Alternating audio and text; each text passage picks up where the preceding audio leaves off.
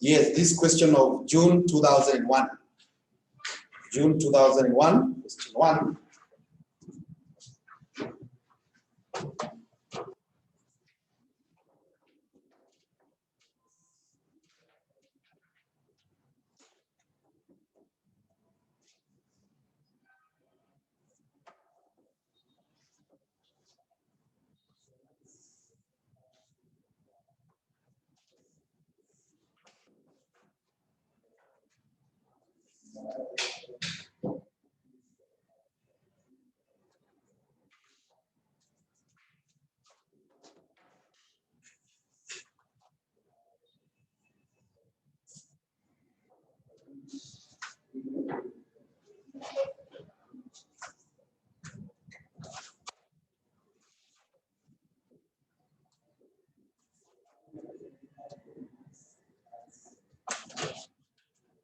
So I've said it is the question of June 2001, question 1. June 2001, question number 1. And the question says, Canora Enterprises Limited has two divisions, Mugaa and Washati. Mugaa divisions manufactures an intermediate product for which there is no external market. Washati division incorporates the intermediate product into a final product which it sells. 1 unit of the intermediate product is used in the production of the final product. The expected units of the final product which Washati estimates can sell at various selling prices are as follows. The variable and fixed cost of each division are as follows. So the transfer price is 35 for the intermediate product and is estimated on a full cost plus basis. So you are required to do profit statements for each division and the company as a whole for the various selling prices. So now what you do, we will begin by drawing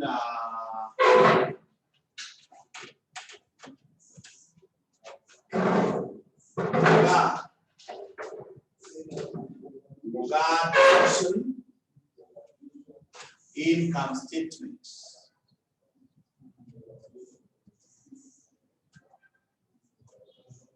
Mugaa division income statement.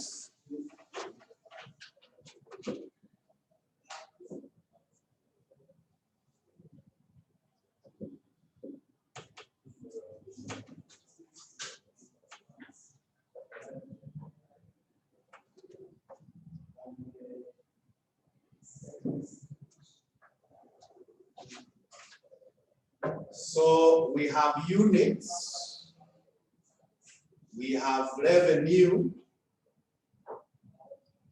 we have variable costs, we have fixed costs, and we have profits. Units, I want to call them A. Revenue will be that 5A, which we will call B. Variable cost will be 11A, which we will call C. Fixed cost, we call it D. Then profit will be B minus C minus D. So draw a table of that design.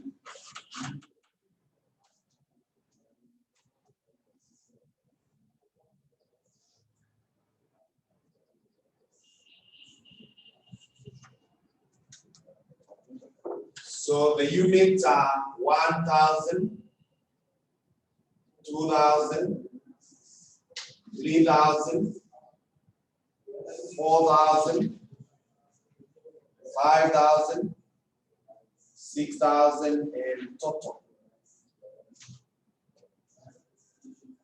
Those are the units that we have.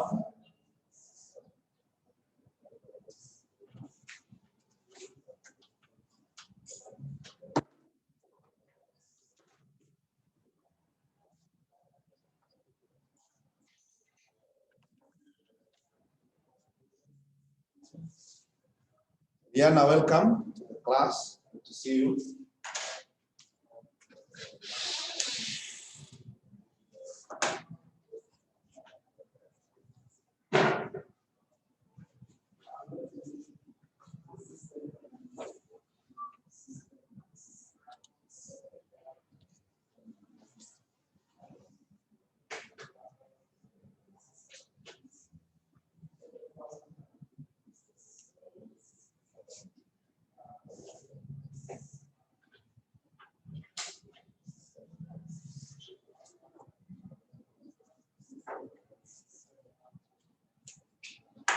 So I think we are okay with that. Now, there are some points that I gave you, and one of them was that the transfer price is the revenue of the supplier. So Moga is the supplier. That's why the revenue of Moga will be 35 shillings times the number of units. 35 shillings times the number of units. So this one will be 35,000, 70,000, 105,000, 140,000, 175,000, 210,000. If you multiply those units by the selling price of that 5,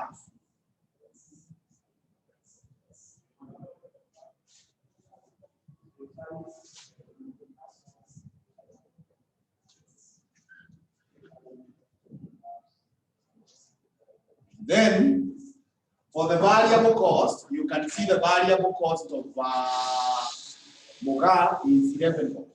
So if you multiply these units by 11, this will be 11,000. This will be 22,000. 33,000. 44,000. 55,000 and 66,000.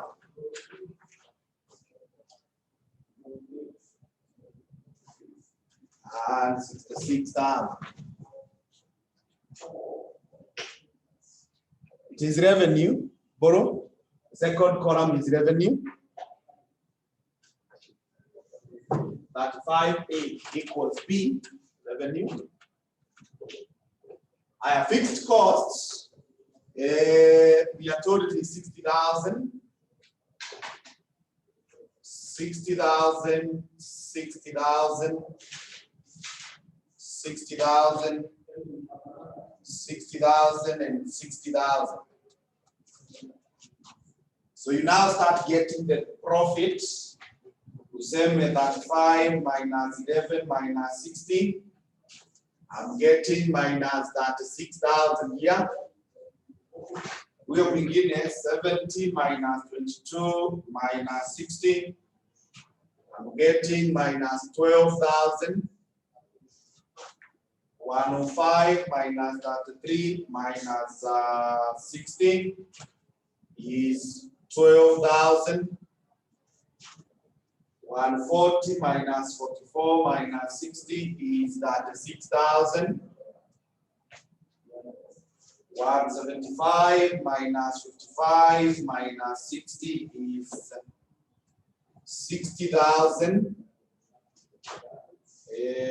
We will get the 210 minus 66 minus 60 is 84,000.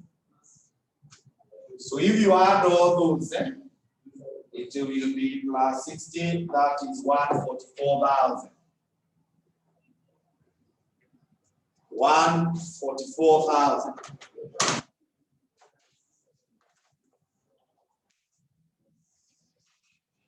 Here now we are dealing with the topic called pricing. Pricing, and specifically we are in transfer pricing. Specifically, we are into transfer price.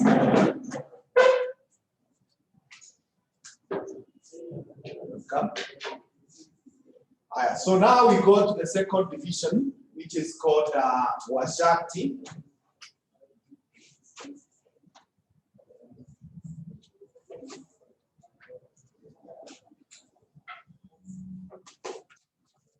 So Washati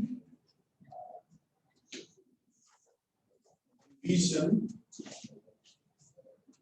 income statement. Washati division, income statements.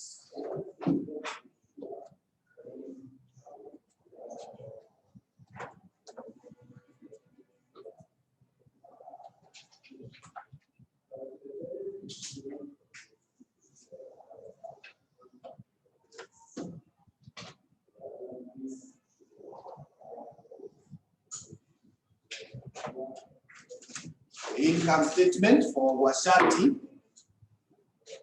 So here we will have units. Then here we will have revenue. Then this is variable costs. Variable costs. This is fixed costs. And this is profit. That is profits.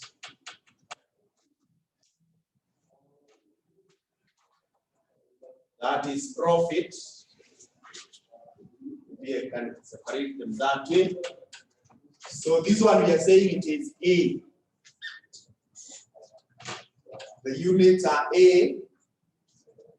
Revenue will be price times A. Price times A, and we call it B. Variable cost will be 35 plus 7A, and we call that C. Then we have D here, so that our profit will be B minus C minus D. Now, there is the second point that I gave you that says transfer price is a variable cost to the receiver. So this transfer price, which we had here as revenue to the supplier, it now comes in here to the receiver as a variable cost. That's why now we have that 5 plus the 7. 7 is the cost in Washati. So narrator transfer plus its own costs. That's why we have 35. Then the other thing is that now this Washati will sell at the prices that you can see there. At the prices that you can see there. So the units are 1,000, 2,000, 3,000, 4,000, 5,000, and 6,000. Those are the units.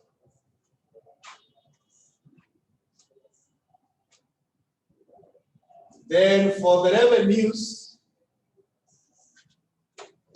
I think for the interest of my space, these figures I'll put them in thousands. My space appears congested. So all these are in thousands. They are in thousands. The interest of my space, figures are in thousands. So what you need to do, unachukua your selling price. Like for the first one is 100. So 100 times 1,000, that will give us 100.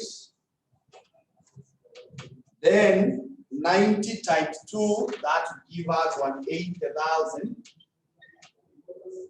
3 times 70, that will give us no, times 80, that will give us 240. 4 times 70 is 280. Then this is 300, and this is 300 also. That way.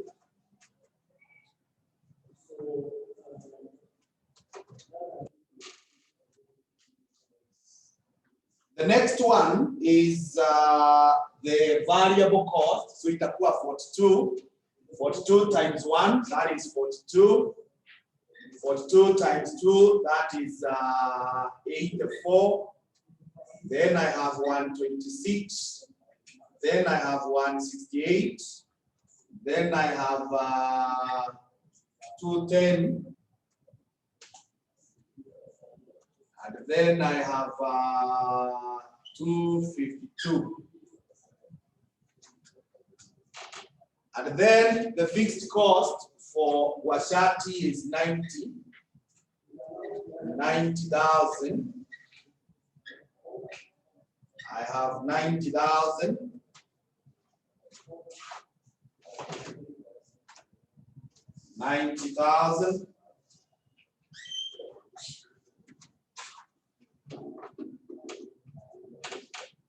So I have 100 minus 42 minus 90. So this is minus 32. 180 minus 84 minus 90 is 6. 240 minus 126 minus 90 is 24. 280 minus 168 minus 90 is 22,000. 300 minus 210 minus 90 is 0. 300 minus 252 minus 90 is minus 42. So if you say plus 22, plus 24, plus 6 minus 32, you should tell us it is 22,000. Should be able to tell us is 22,000, which is negative.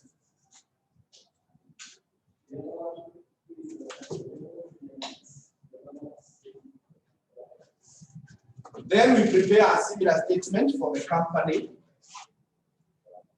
A similar statement for the company. And the company is called Canora Enterprises. Canora Enterprises. Canora Enterprises income statement. Income statement.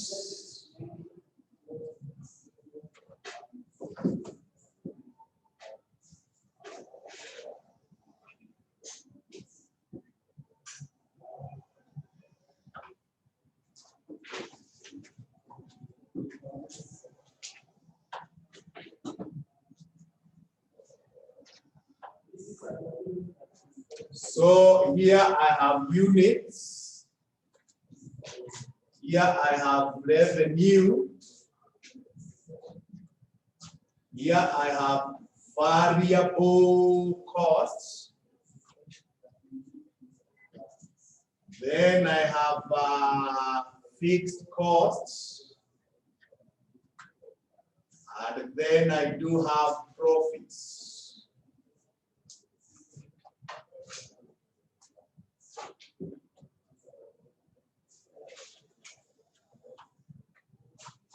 So the units, we will call them A. Revenue will be price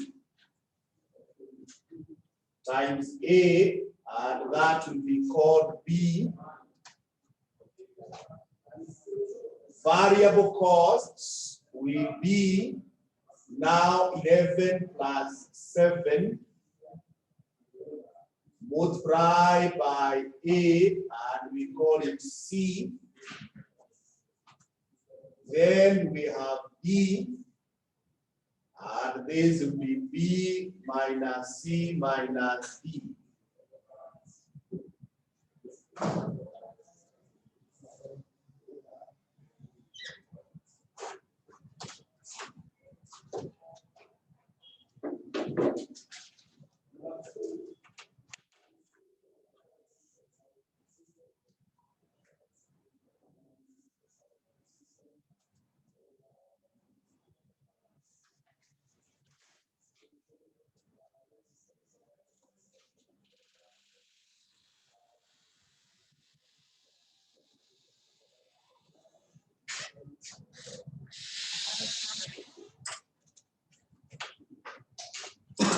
So for the units, if everything is in thousands, this is 1, this is 2, this is 3, this is 4, this is 5, and this is 6.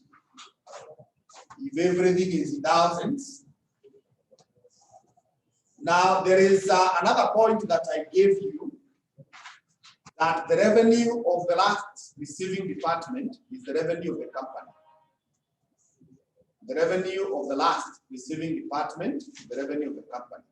So the revenue of Washati will be the revenue in the company. So it's just the same thing. That's what the formula in a banana. So this will be 100, 180, 240,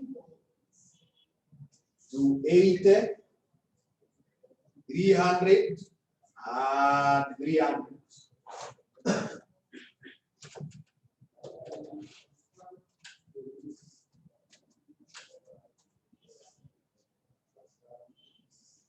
Next is the variable costs. There is also another point that I gave you, that the cost of the company is the sum of the cost of the divisions, excluding transfer price. That's why when it comes to the variable cost, I'm taking these 11 and these 7, but this that 5 is not included. So you take 11, you add to 7.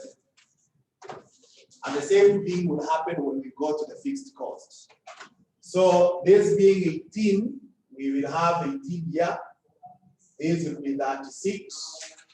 This will be 54. This will be 72. This will be 90. And this will be 108. For the fixed cost, when you add the 60 to 90, that will give us 150. That will give us 150. That will give us 150. When you add the 60 to 90, then you will start getting the profits and say 100 minus 18 minus 150 is minus 68. Minus 68.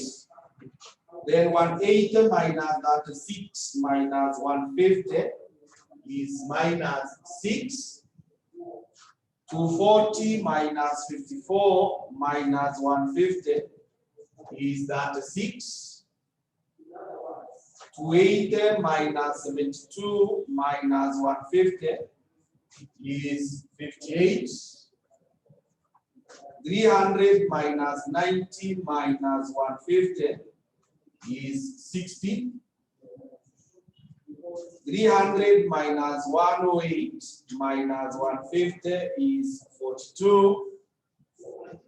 And when you add that,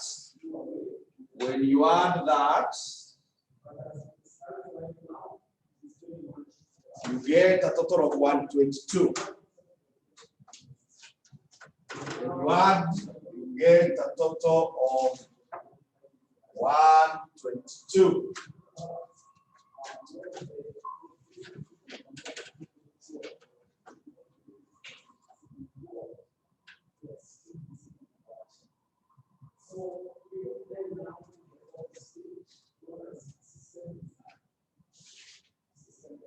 So a few other things that you need to notice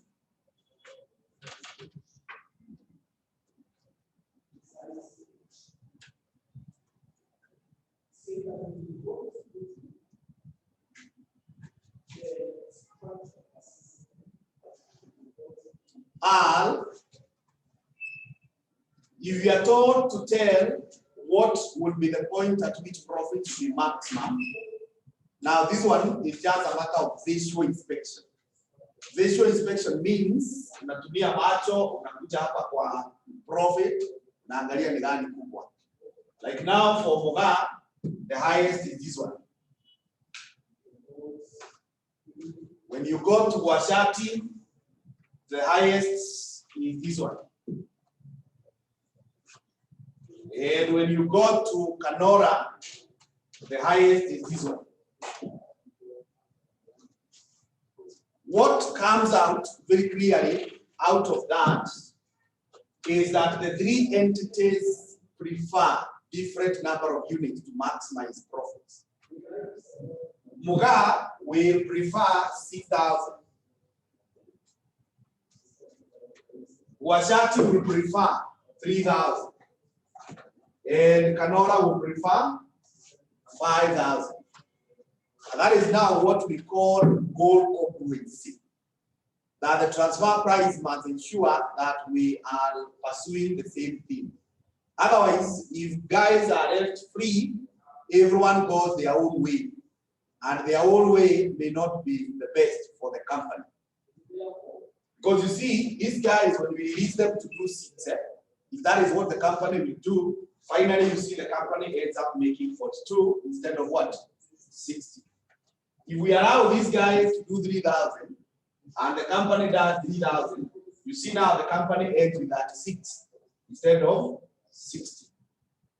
And bearing in mind that this transfer price it is not real, it's actually something imagined. It's not real. It's not real. What is real is in the company. It's like if I have 2 50 shillings notes in my pocket here. And that means I have 100 shillings. If I remove one from this pocket and I put it here, this pocket will be left crying. It has lost. This one will start celebrating it as gain. But overall, myself as the owner of the money and the owner of the 2 pockets, I have not lost, neither have I gained. So the cry and the celebration are not real. What is real is myself, the 100. So these guys, we may want to please them, and then we end up doing what? Losing. So this is where now it comes a point where everyone must toe the line of the company. Everyone must toe the line of the company. Okay. The other thing that you should also notice, because the transfer price has no effect on the company, the profits of the divisions, E144, when you add to this one, 122, they should always agree with this one of the company.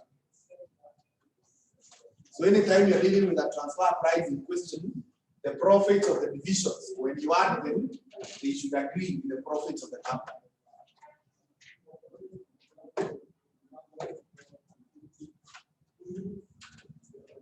You have any query there you raise so that I move out of that.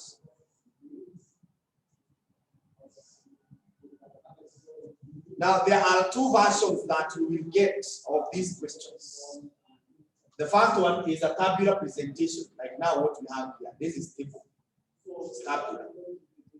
The second one is functions, where the equations are given in terms of functions, or the details are in terms of functions. But functions are rarely examined, although we are going to do a question, because you never know, it's part of your syllabus. But the examiner appears to be very comfortable with these tables. Now, on your own, similar to this, there is a question I would like you to attempt. It's a question I would like you to attempt that was tested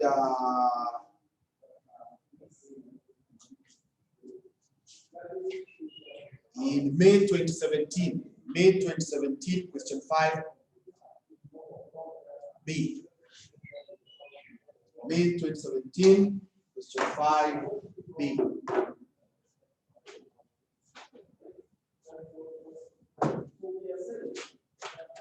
I quickly read the next question in the handout as I read the whiteboard. We start solving. The next question, actually the last question in the handout.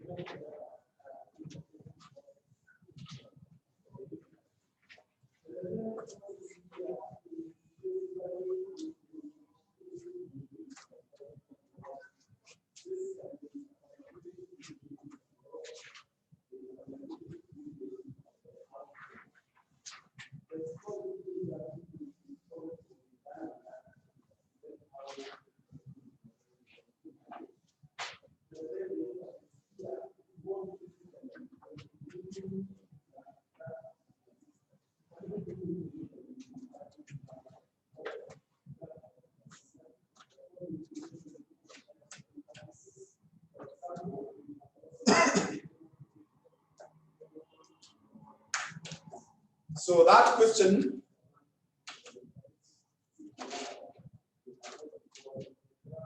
is also transfer pricing.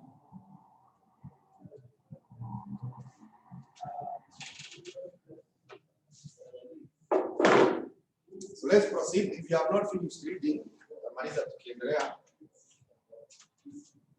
it is a situation where we have one company called NEL or Nairobi Enterprise that is divided into two divisions, South and North.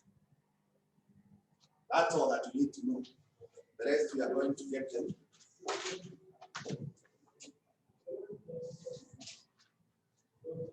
Hiyo swali nimesema ni November.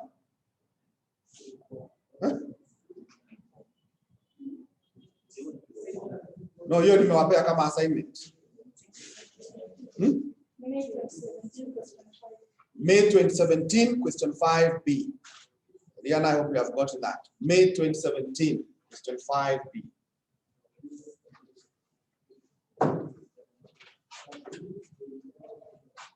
Good. So I was saying the only things that you needed to know in that question is that we have a company called NEL, divided into two divisions. One is called South, the other one is called North. And South is the supplier, North is the receiver. So the question is asking us to get the quantity of Excel. Excel is the product, which will maximize profits for NEL. So let's start with the company. Let's start with the company, which is called NEL. The company, which is called NEL.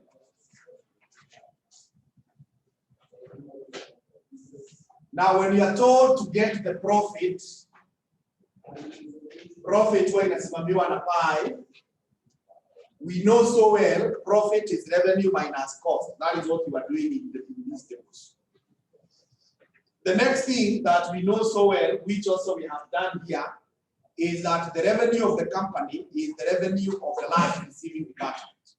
Like here, we have seen the revenue of Washati was the revenue of Kanora. So in our case here, the revenue of North will be the revenue of the company.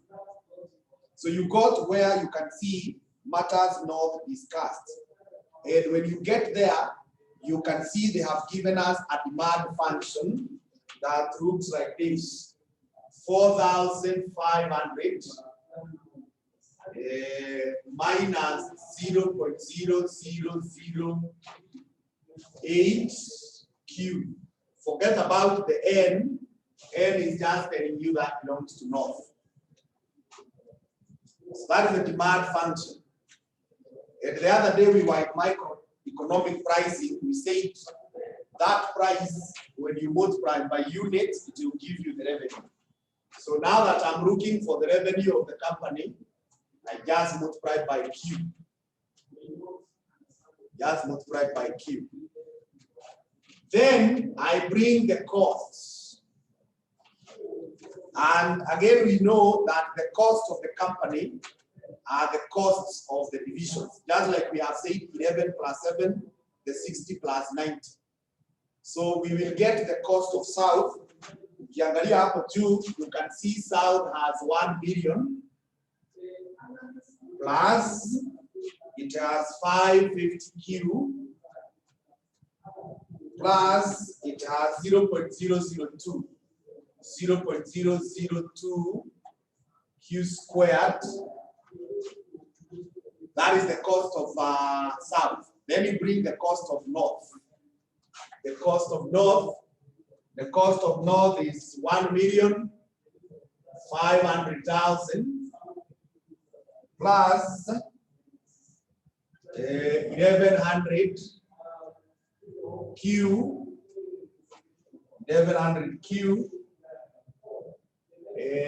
plus 0.001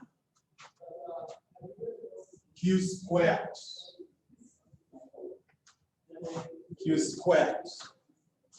So that is now the second version. I have said the first version and the most popular is the table. The second one now is the functions. So we now embark on opening the brackets. Opening the brackets, we will have 4,500 Q minus 0.0008 Q squared minus 1 million minus 550 Q minus 0.002 Q squared minus 1.5 minus 1,100 Q minus 0.001 Q squared.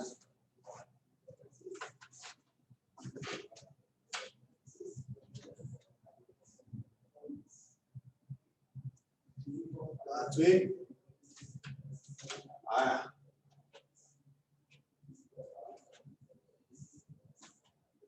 So we start to put right terms together. So in putting right terms together, this 4,500 will join these 550 together with these 1,100. So chukua calculator useme 4,500 minus 550 minus 1,100. You should be able to record 2850 Q. 2850 Q. Then this one square, this 8 itajiunga na hii na itajiunga na hii. Now look here, because I normally see students get confused. Now you see these are 4 decimals, eh? So if you want to remove them, you multiply by 10,000. Is that so? Yeah. So if you multiply by 10,000, itabaki 8, itabaki 20, na itabaki 10. So 10 plus 20, 30, plus 8, 38. So that I would now say minus 0.0038 Q squared. Alafu sasa hii yenye haina Q, the 1 million and the 1.5, they become 2,500,000. 2,500,000.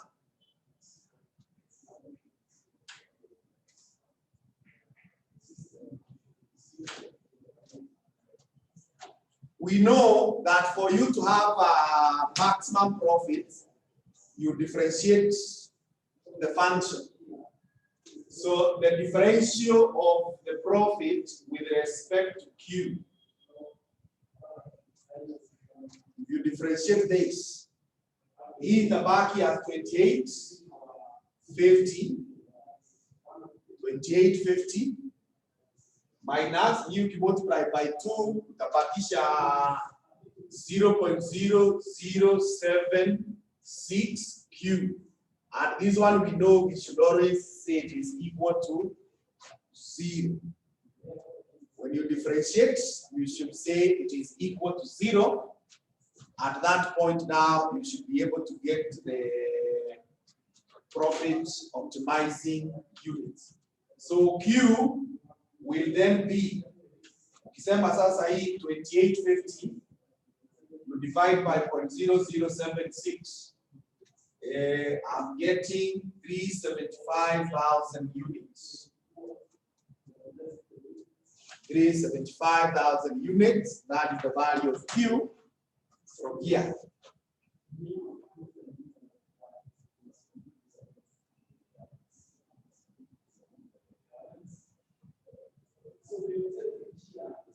That's the value of Q.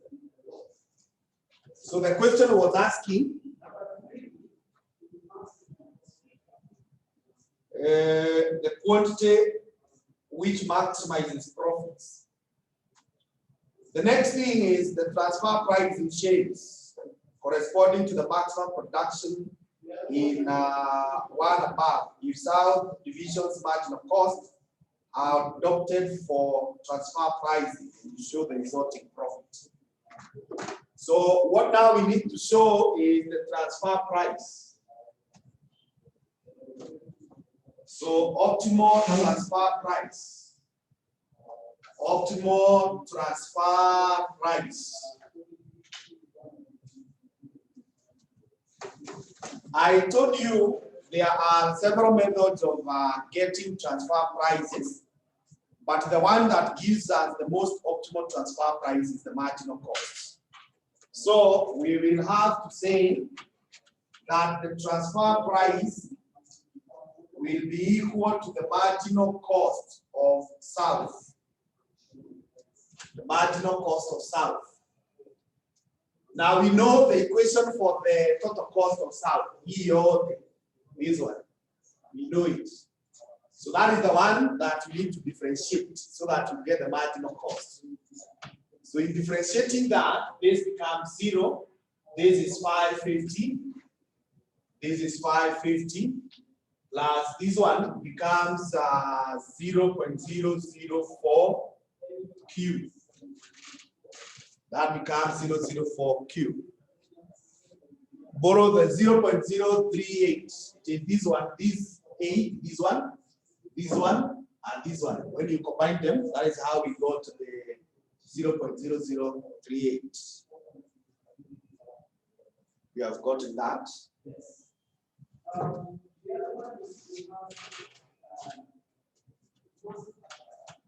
Is that okay, Boro?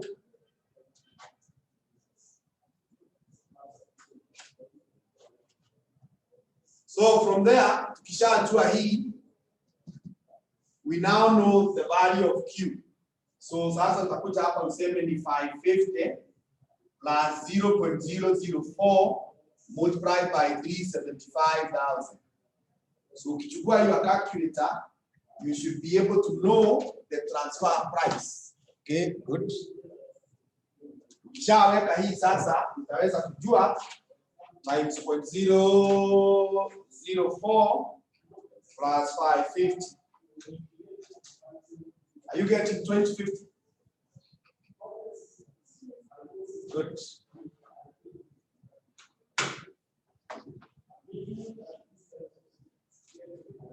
So that is how you get the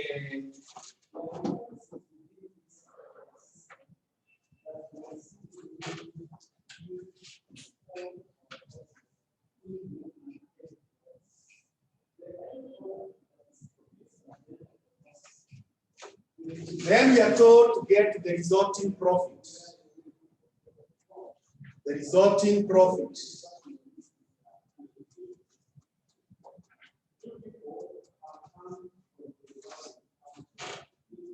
The resulting profit. So in the resulting profit, first of all, we have the company here. Remember, company is called NEL. It's called NEL. It's called NEL. So the profit function for NEL, you're this one. So you just substitute. You say 2850 times 375,000 minus 0.0038 times 375,000 square minus 2.5 million. So hiyo utajitafutia.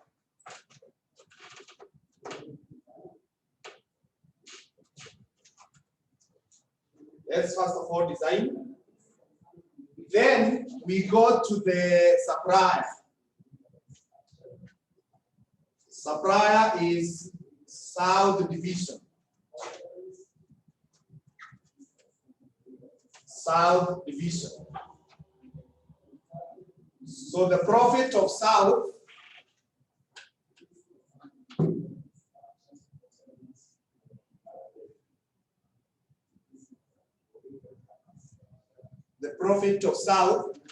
this is what we shall do. And I think for the interest of time, we will not take time to evaluate these equations. But after the profit. All right, let's go to the supplier.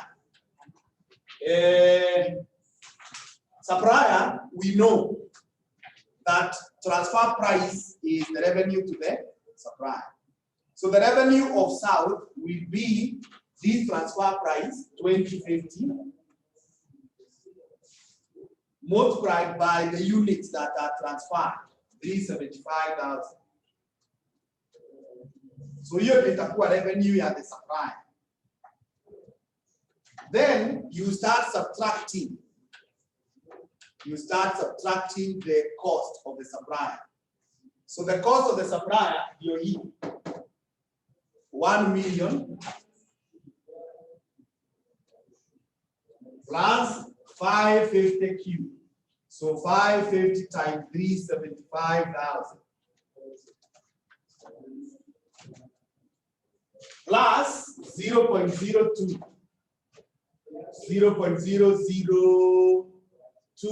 times 375,000 squared. So what are you after the profit baadaye? Let's now go to the receiver. Receiver, and receiver we know it is the North Division. Receiver we know it is North Division.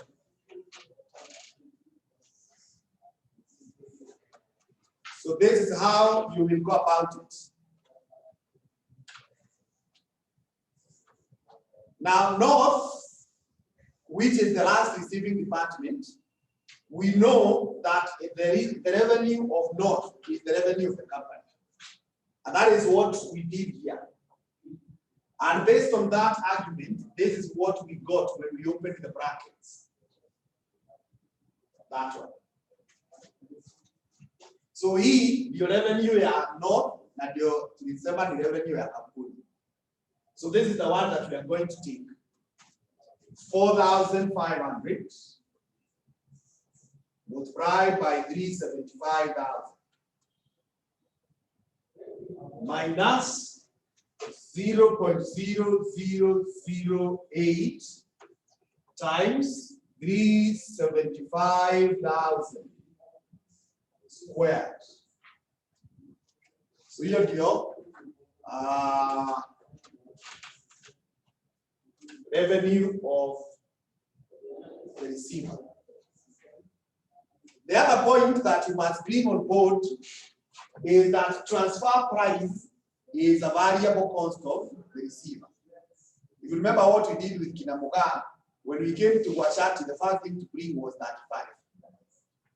So your 35, you're here, which is 2050 times 375,000.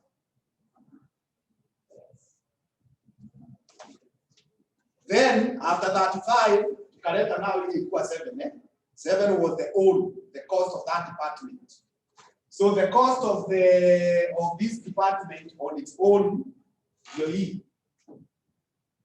1.5 million.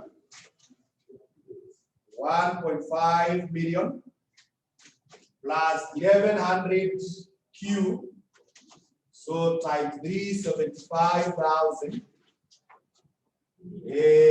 plus 0.001 times 375,000 squared. So that will give you the profit of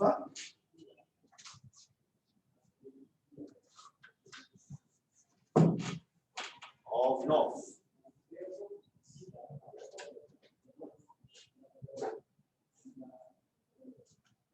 Or maybe quickly you can be able to get those answers. Quickly get, and when you get them, confirm this. The profit here plus the profit here, they should agree with this one. That's like we saw the 144 plus the minus 22. Quickly get those ones.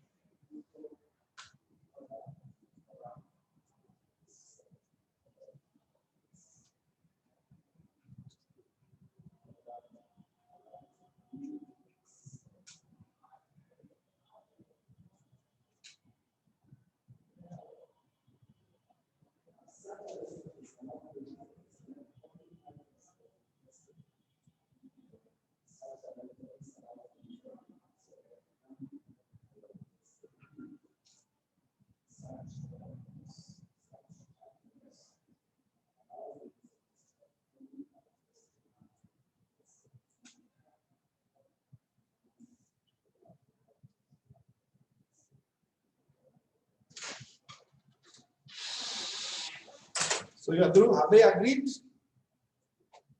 Rihanna says Nell is 5.1, but I'm gonna compute. That's why I did not want to take that time. The early morning, we cannot afford that. There is no value addition, plus minus. We can go by Rihanna, she's giving us 5.1, 875,000. 5.1, 875,000. Then South 280, 250,000.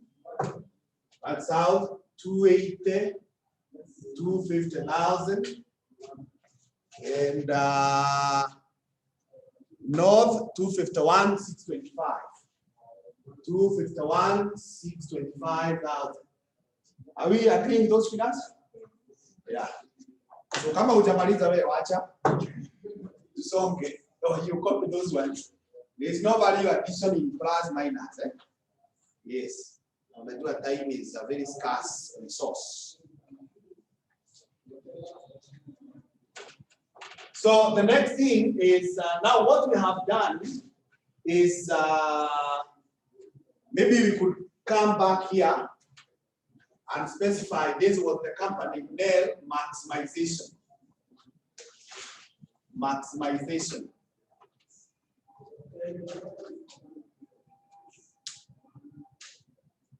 Maximization. So we were maximizing in the right of the company.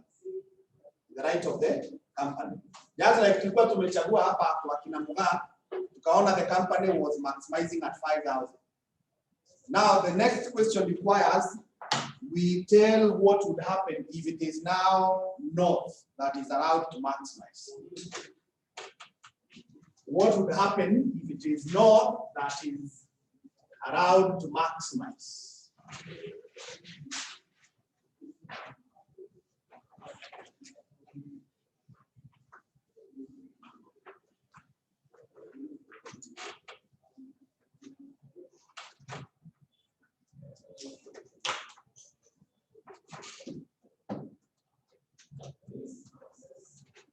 So tutaiandika hivi, the receiver,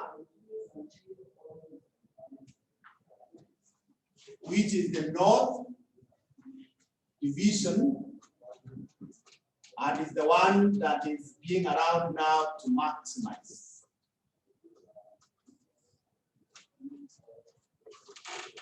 The receiver, north, that is the one being allowed now to maximize.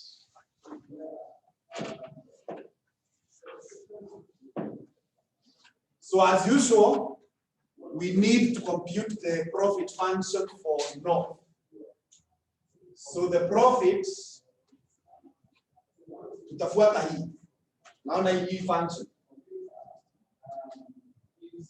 It is the one that we shall follow, but the difference is, as of now, we do not know Q is what. We do not know Q is what.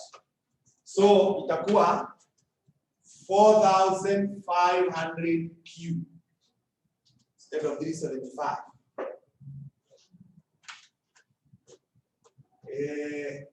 Minus 0.0008 Q squared. Q squared. Now this one, this 2050, if you remember where we got it, tulipata hapa. And we got it because we knew 375. Now that we are saying 375 is not known, it means even 2050 is not known. So instead of writing 2050, tutaleta hii 550, if ndio tutaweka isimamie hii. So minus 550 plus 0.004Q. Naweza ifunga brackets. Now here, hii imesimamia 2050. Bado tuko na hii 375, this one. So we say times Q.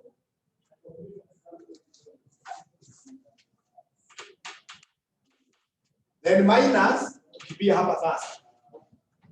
This one is still 1.5 million plus 1,100 Q plus 0.001 Q squared.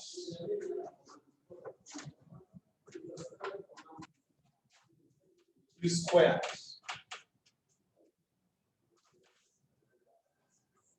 So kama tumeelewa hapo, now the next thing is very simple because just opening the brackets. So opening the brackets, we will have 4,500 Q minus 0.0008 Q squared minus 550 Q minus 0.004 Q squared minus 1.5 million minus 1100 Q minus 0.001 Q squared.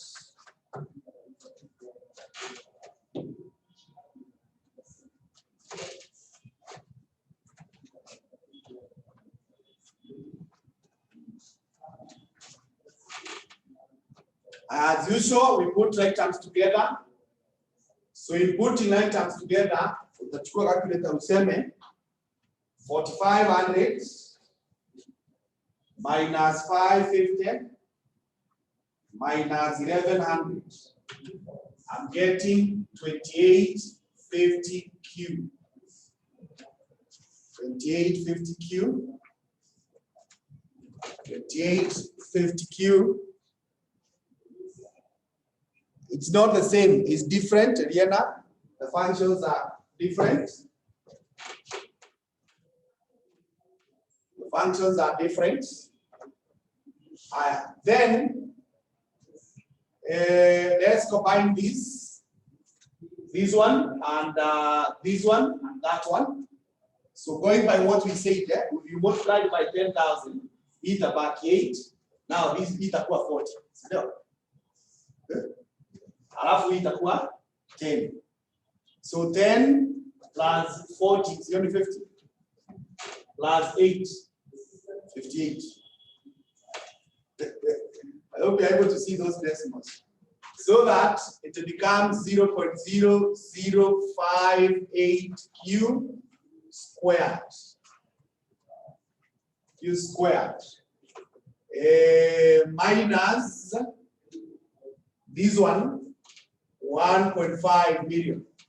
So Eliana, you can even see the summary now here that we had for the company.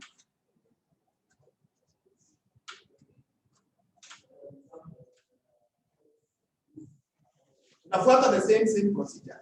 Hakuna kitu mpya. Now we differentiate this function with respect to Q. When you differentiate, utabakisha 2850 minus 0.00, sasa si itakuwa 116, 116 Q, and this is the one we are saying is equals to Q. So based on that, you will be able to get that Q should be equal to this one divided by 0.0116. I'm getting 245,689.65. So we can say this is 245,690. 245,690. And because of the rounding that we have done here, because of this rounding, when you will have gotten the profits and you will try to add, utapata kuna a slight difference. Yeah. Lakini kama hutaki kuona hiyo difference, then you don't round. Uende tu nayo na hizo decimals. Okay. So sasa andika optimal transfer price. Optimal transfer price. Optimal transfer price, just copy exactly what we have here. Sasa ukikuja hapa chini pia utakuja kusema ni 245,690. 245,690. So hii ni 550 plus 0.004 times 245,690. I get it directly. 550 plus 0.004 times 245,690. I'm getting 15.2.76. And I think for the interest of this time, we can make it shillings 15.3. Again, sasa that is also an additional error. Eh? So, namaanisha ukikuta reconcile zitaachana.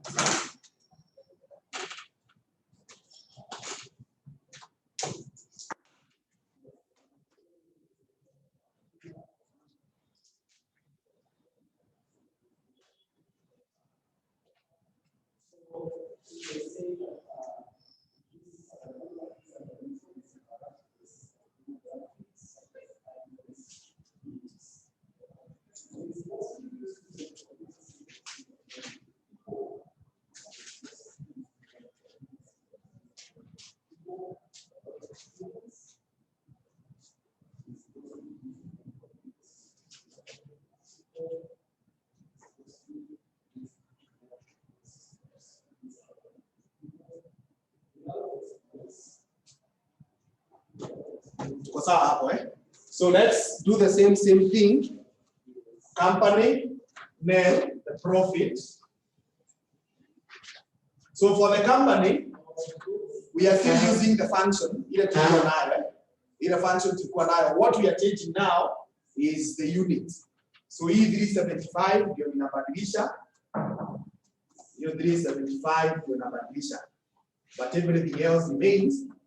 So for the company, mail, sasa nitakuja niseme ni 245,690 and 245,690 squared. That is what will happen for the company. Then ukibia hapa kwa huyu mwingine south, hata yeye tunabadilisha tu just the 375.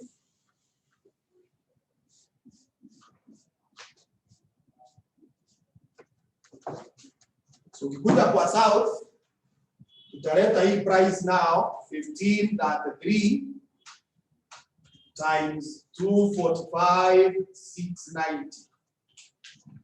15.3 times 245,690. Alafu sasa hapa ni 245,690. 245,690.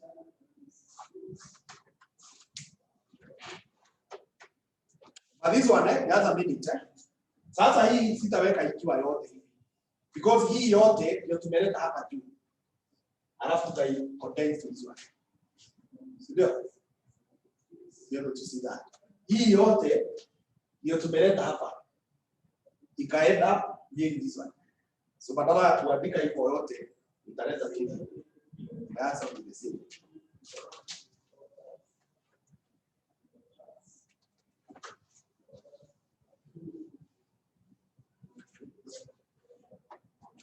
So I will come here and say it is 2850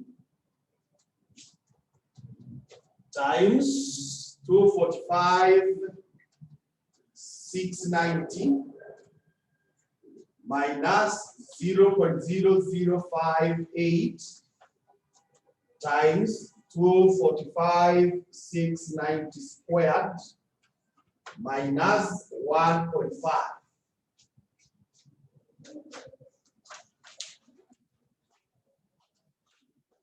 So copy that, then we attempt another question before it is time.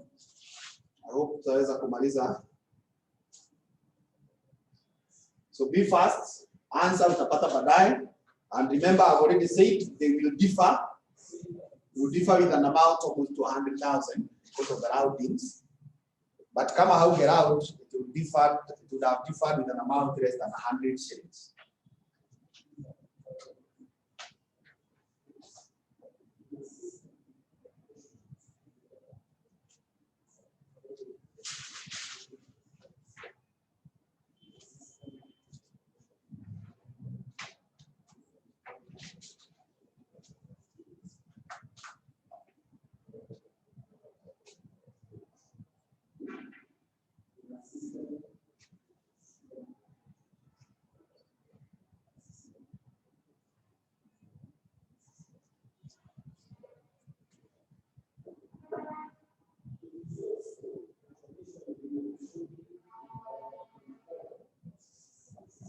You're through, eh?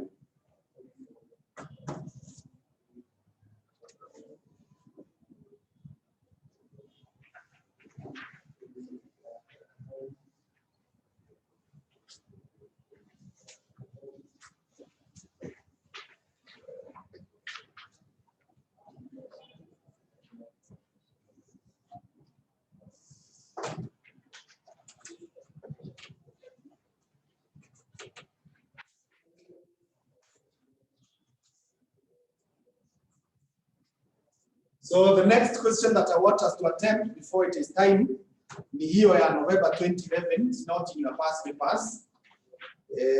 So part B, yongo some haraka kabisa. Part B.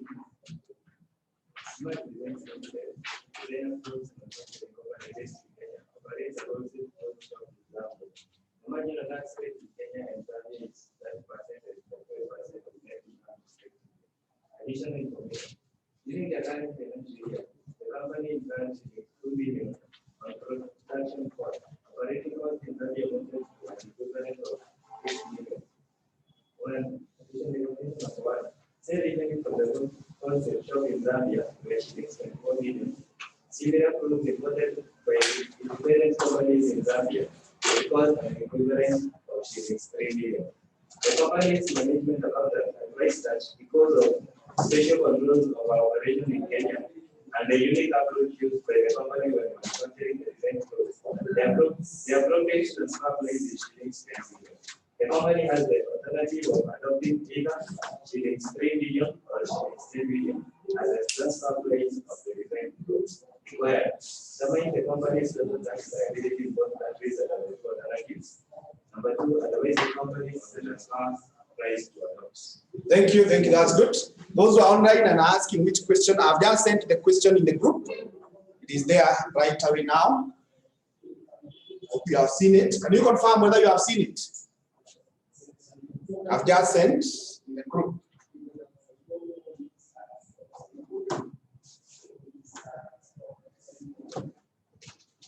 So the question is about, is about deciding on the transfer prices that will be best in the event that the branches are in different countries. So we can draw analysis table.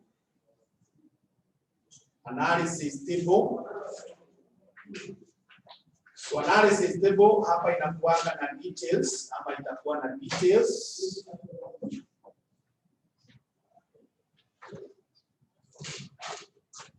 Then hapa tutaigawanya.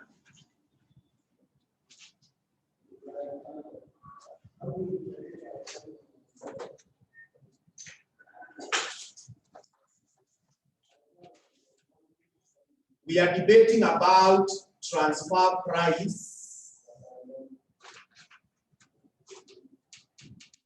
of 3 million.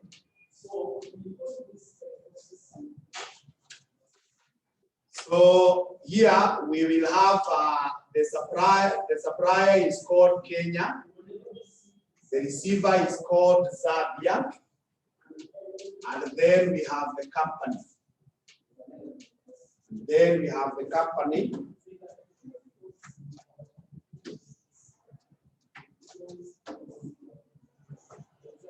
The next debate is transfer price.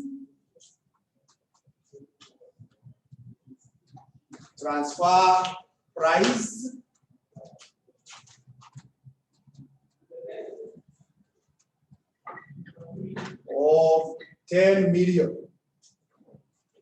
Transfer price of 10 million. So we have Kenya here. We have Zambia. And we have the company.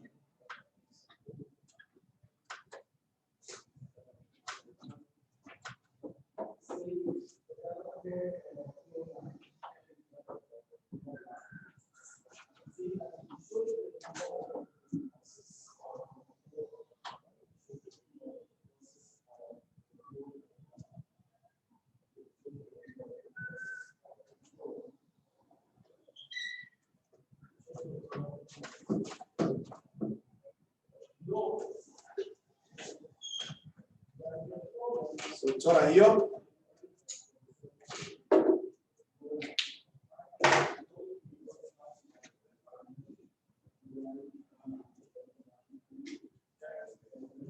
You have 10 minutes.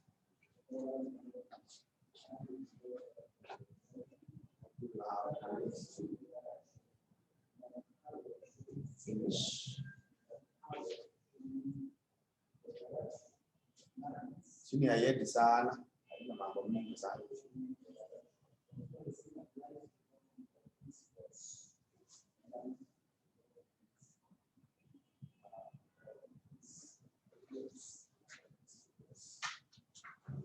Yes, Rihanna finished drawing.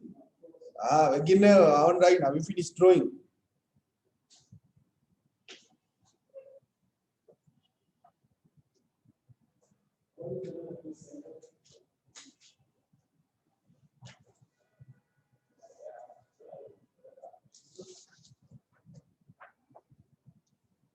Okay, good. Naona tumemaliza. Now, in this case, we begin with revenue. Actually, this one, instead of calling it analysis, people would have called it the income statement, but all the same. So we begin with revenue. Revenues, there are usually two types, and I think we say that. Number one, there is the internal. Internal, it is the revenue earned by the supplier, and it is the selling, it is the transfer price. So Kenya being the supplier, and the transfer price is 3 million, they will receive an internal revenue of 3. Because 3 hapo kwa Kenya. And the transfer price being 10, they will receive a revenue of 10 million here.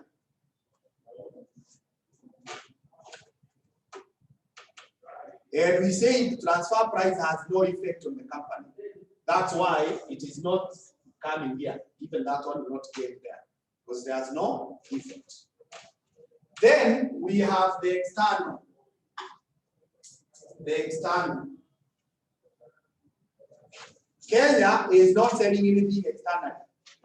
But if you look at information one, Zambia is selling at 24 million.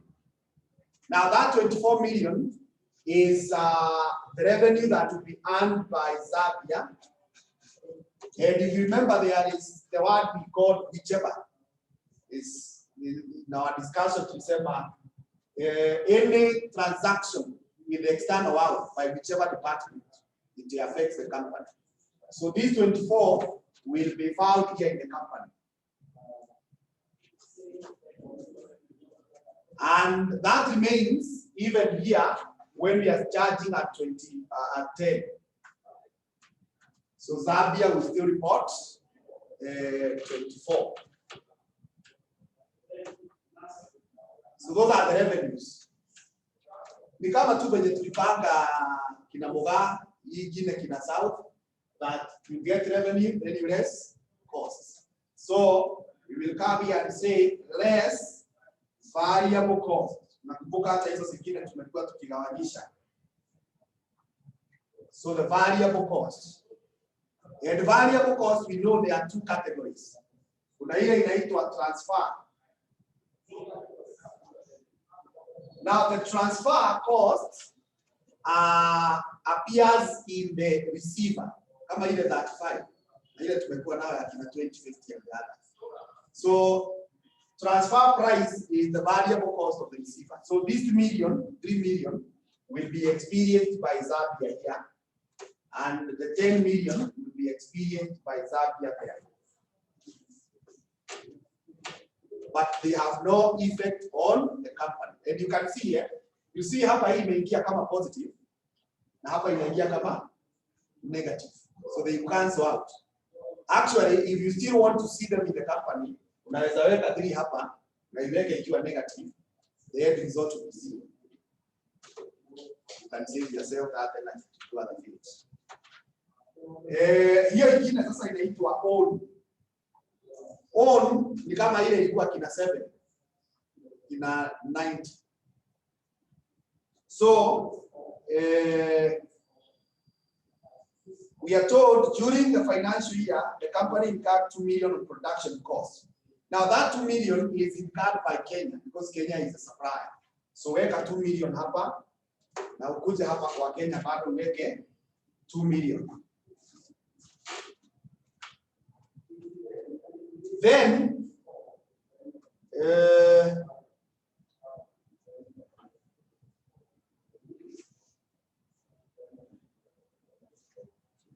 operating costs in Zambia amounted to an equivalent of 6. So those are the costs incurred in Zambia. So they will be experienced by Zambia here. And because they are part of the externals, they will be felt by the company. So these two will be felt by the company. So the company will talk of 8 here. And the same case here, 6 and 8.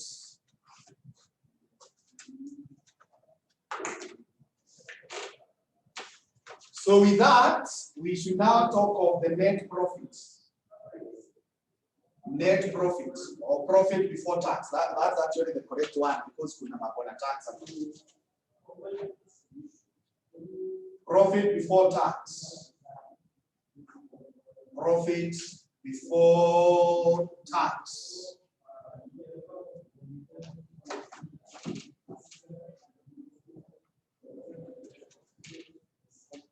So profits before tax.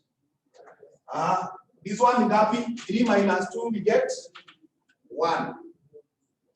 24 minus 3 minus 6 we get. Quickly, you don't require a calculator. 15. 24 minus 8 you get 16. 10 minus 2 you get 8. 24 minus 10 minus 6, 108. And this is 16.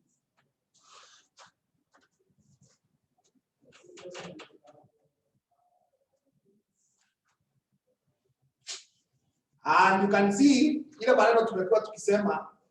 profits of the divisions, when you add them, they should give you the profit of the company. The other thing, transfer price has no effect on the company. You see, when we are charging 3 million and 10 million, the company still reports what? The same profits. The transfer price has no effect on. Hiyo maneno ingine ni anaitwa nani? Tax. Tax in Kenya, it is 30%. So 30% of this is 0.3. In Zambia, it is 35. So 0.35 of 15 is 5.25. Sasa ukikuja kwa Kenya, I mean kwa the company, you add. So you add 0.3, you useme kampuni, it will pay 5.5. Then here, 0.3 of 8 is 2.4. And 0.35 of 8 is 2.8. So sasa ukiadd, you get 5.2. Actually, hiyo swali hata unaweza jatia hapo because we already know the answer. So naona hapa this tax ni kubwa kuliko hii. So that means we can advise them to go for the transfer price of 10. And that's what we wrote in the notes the other day, that if you are transferring to a company, to a country whose tax is higher, you overstate the transfer. So that you end up reporting a smaller profit. Look here. Naona tukiwa na 3 million. Zambia is reporting a profit of 15. But tuki overstate by 7, from 3 to 10, hiyo 7 inanyongwa hapa. So that you have 15 minus 7, wanakuja kuonyesha what? 8. And they end up paying a smaller tax. Okay, and this is now where I said the other day, that the host country they can revise your books. Wakwambia hapana, hii unatuonyesha 2.8, hii profit ya hii tataki. They revise wakuonyesha hii. So badala ya kulipa 2.8 million, wakwambia unalipa ngapi? 5. And you have no choice than to pay. So finally, profit after tax. Profit after tax. So you can get those ones. You can also check in the past papers, including the one of last sitting. I think there was a question on transfer pricing. The next topic is CVP analysis. CVP analysis, and I'm going to give you some notes you copy. Some notes you copy.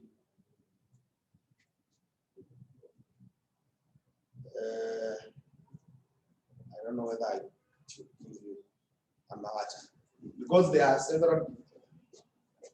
I will not give you the notes you copy. Let me come and dictate. We come and dictate because they have several formulas. I think when I give people notes to copy, they confuse.